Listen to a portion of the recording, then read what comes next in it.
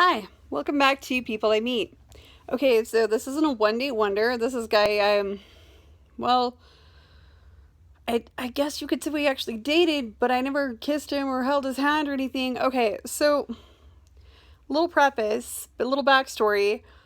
I was taught as a young woman in church that it was so hard for guys to ask a girl out that we should say yes, at least the first time, and give every guy a chance. And that is the worst advice ever possibly given. And then I also have a hard time rejecting men because some of them have gone violent on me and some have gone crazy, and many have called me horrible names, and it just been like, it's really the ugly ones that can't handle rejection. And I'm like, you think you'd be used to it by now, dude? Whatever. So I would keep saying yes and just sort of ghost before sex or sexual activities and just drop off the planet. So, this guy once on Plenty of Fish. Okay, yeah, I've tried like all the free dating sites because that's what I can afford. And OkCupid's probably the best one because it does ask a lot of questions, so you have like a percentage matchability thing. OkCupid asks no questions, or at least it didn't then. I don't know. I don't use it anymore. And it just gives you people in the area. And so I'm not really digging it. And yeah, if I could afford like eHarmony or something, I would.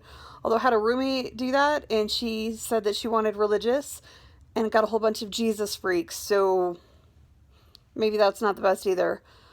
At this point, I still do it, but for the stories and for the friends and for the visitors, I'm not sure if I've given up on romantic love or if I just don't want it anymore, but it all comes to the same.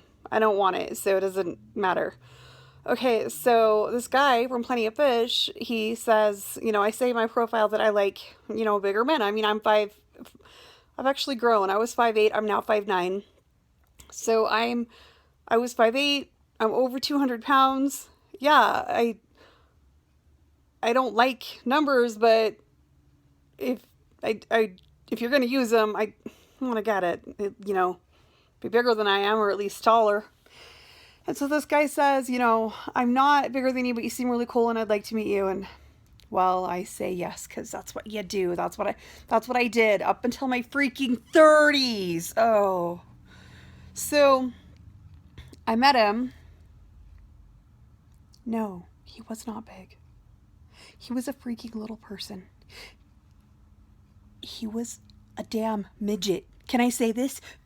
Oh my gosh. Once I said something like I dated a midget, and my roommate was like, "How did you never tell me this?" I'm like, "It never came up in conversation." And he was like, "It doesn't have to. Just throw that out there without preamble. You dated a midget." And I kept saying yes to this guy. And then I got in a car accident, had to trade in my PT Cruiser, and then I got a vehicle that I liked, and it was a truck. And yeah, I actually thought it was more polite to laugh at him trying to get into the truck than pick him up and put him in, which I could have done. Again, for the wheelchair. And then I had a friend who was 6.5 feet tall, and then a black friend, and this is Utah where we don't really have a whole lot of black people. And the four of us went out one time, and I'm pretty sure it looked like the circus was in town with a midget and a giant, and the only black person, the only African in town, because she was actually from Africa. Yeah, too bad I wasn't in the wheelchair then, huh? Okay, so like I said in another one, I worked at a treatment center for sex offenders. I knew before I met him that he was one because just of some of the things he'd said just raised red flags. But I didn't know he was a midget. And I still went out with him. Stupid politeness, like stupid whatever in me. And then I met him, and it's like, okay, whatever. Couldn't kick a midget's ass. Yeah, I could. Whatever. Yes, I could. And then I started like actually dating someone a few months later, and he's like, "Hey, do you want to go out on Friday?" And I was like, "Oh, I actually have a boyfriend now." And he was like, "Oh, I thought maybe we could be together because you knew about my past." Because I eventually like hinted. I was like, "Yeah, I worked at this place. I kind of can tell. I can spot victims and offenders." And he's like, "So you know?" I'm like, "Yeah, I know." And so then he told me. Okay, so he's like, oh, well, you knew about my past and you were cool with it. And I was like, no, I was never cool with it. I just didn't judge you for it. I've spent my entire life protecting children. I was never cool with it. I just didn't judge you for it because it's not my place. But we didn't have a future together. I mean, either one of those things was going to be a deal breaker. The, being a little person or the being child molester. Either one of those was going to be a deal breaker for me.